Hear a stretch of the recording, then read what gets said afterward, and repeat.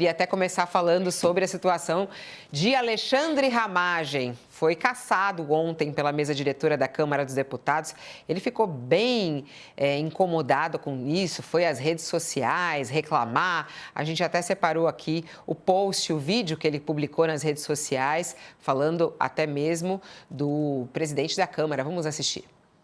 O presidente da Câmara dos Deputados cassou o meu mandato na canetada, pela mesa da casa, por pura covardia. Uma decisão que não respeitou os regramentos da própria Câmara, nem a vontade do voto em plenário, muito menos obedeceu texto claro da Constituição. Para isso, o presidente da Câmara falou: fiz o que tive que fazer. Infelizmente, as palavras de um boneco marionete nas mãos de um ministro do STF. Covardia é ter consciência do que é certo e não fazê-lo. Não consegue ter a coragem de defender, na forma da lei, a sua própria instituição e os mandatos do parlamento. É um presidente de poder subordinado a um ministro de outro poder. Toda essa covardia porque sabiam que eu iria ganhar no voto, no plenário, decisão do parlamento. Só que isso desagradaria a vontade do STF, mesmo sendo uma vontade autoritária, contrária à Constituição. Então eu fui cassado por faltas, mesmo não tendo número de faltas suficientes para cassação, mas porque se presume que eu faltaria às sessões posteriores no ano que vem. A Câmara efetivamente acabou por covardia de quem a preside. Bom, tá aí, ele faz ataque ao Hugo Mota, tem toda uma questão jurídica, né? Não podemos esquecer que ele foi condenado, né, ô Mari? Alexandre Ramagem foi condenado a 16 anos de prisão por envolvimento na trama golpista, né? Estamos falando de alguém condenado pelo Supremo Tribunal Federal e que está aí nos Estados Unidos foragido. Pois é, Fabiola, a condenação ela implica numa perda de mandato aí automático, né? A determinação foi feita pelo Supremo, mas é uma determinação que segue aí todo um rito judicial já bastante bem estabelecido, né? Existe aí a perda de direitos políticos advindos dessa condenação do Ramagem no processo da trama golpista, como você bem dizia, mais de 16 anos aí de prisão. E, aliás, surgem nesses últimos dias novos elementos de como ele, inclusive, deixou o país usando um passaporte diplomático, com a ajuda de um grupo de garimpeiros no norte do país, ali atravessando pela Guiana, num processo que não lembra, digamos assim, o de um parlamentar saindo em viagem oficial para fora do país, né? Ele, de fato, sabia que ele estava fugindo, né? Que ele estava deixando o país de maneira irregular. Ele está aqui nos Estados Unidos, aliás, um furo de reportagem do colega Guilherme Amado, sempre bom a gente reconhecer, e ele está vivendo em Miami e há já o início de um trâmite de um processo de um pedido de extradição dele dos Estados Unidos. As autoridades americanas aqui dizem que esse processo do Ramagem de extradição ainda é muito inicial, há um certo ceticismo sobre o que pode acontecer. Existem, sim, acordos de cooperação, de extradição para Brasil e Estados Unidos. Essa cooperação pode existir, mas esse processo deve demorar, viu, Fabiola? E exige aí um contato entre Washington e Brasília. O que também a gente já viu que quando há boa vontade política, essas coisas podem caminhar, né? Como a gente percebeu também no outro caso de parlamentar com mandato cassado ontem, que foi o deputado federal, o agora deputado federal Eduardo Bolsonaro, né, Fabiola? Sim. Aliás, em relação a Eduardo Bolsonaro e Ramagem, tem uma decisão do Flávio Dino que eu acho importante, né, Josias, a gente pontuar rapidamente para a gente já mudar de outro assunto com a Dani, que o Flávio Dino votou para manter o veto às emendas parlamentares de Eduardo e Ramagem.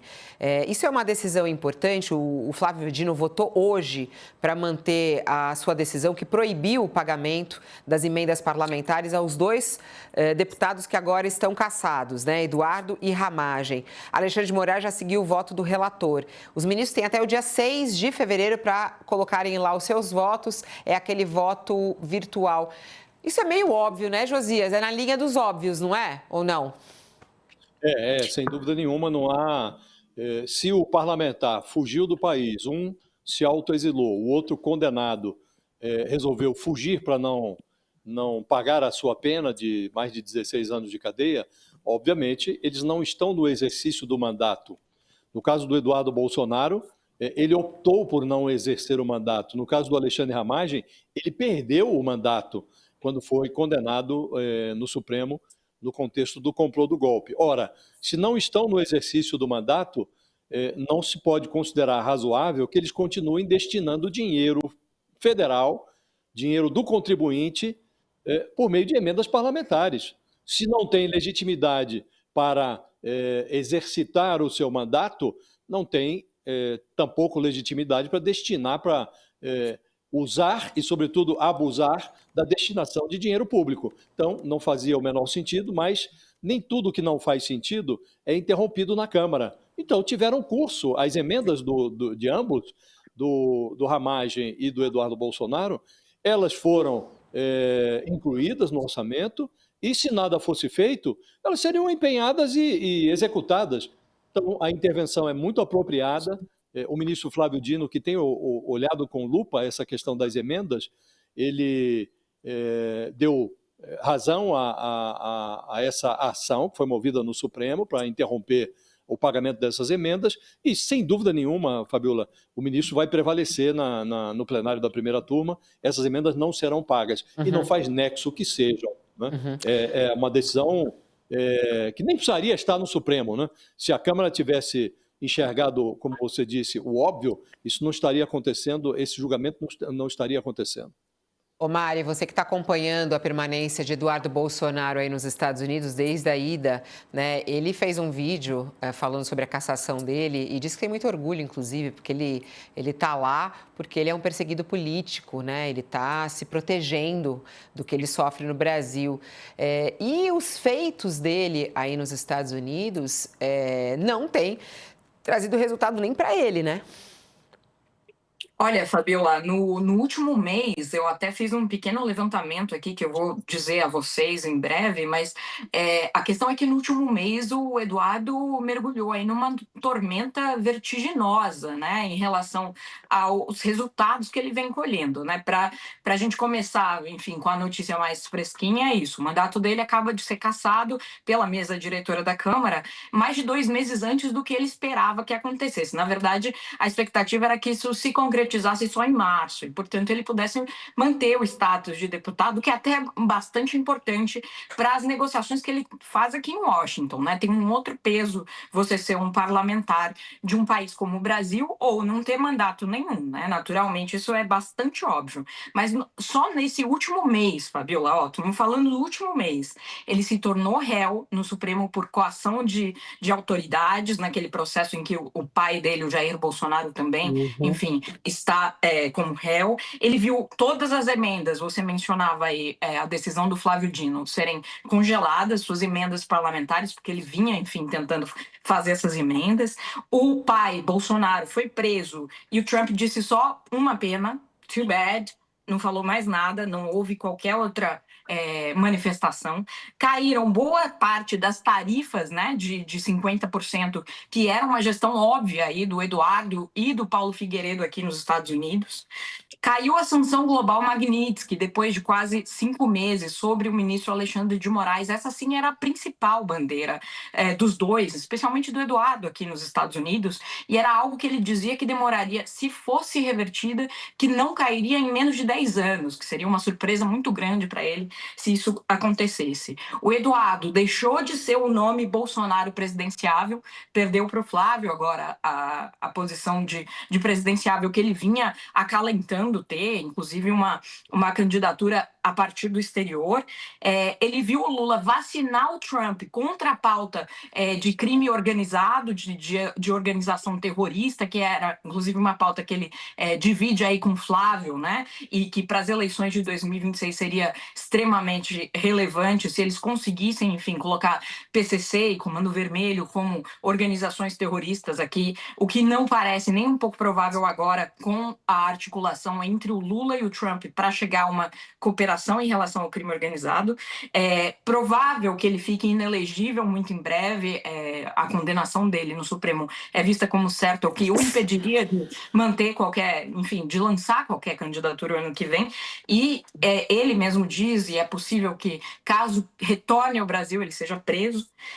E ainda por cima, hoje, um dos seus maiores aliados, que é o Sóstenes Cavalcante, foi alvo de uma operação da PF. Quer dizer, né, é uma lista, né?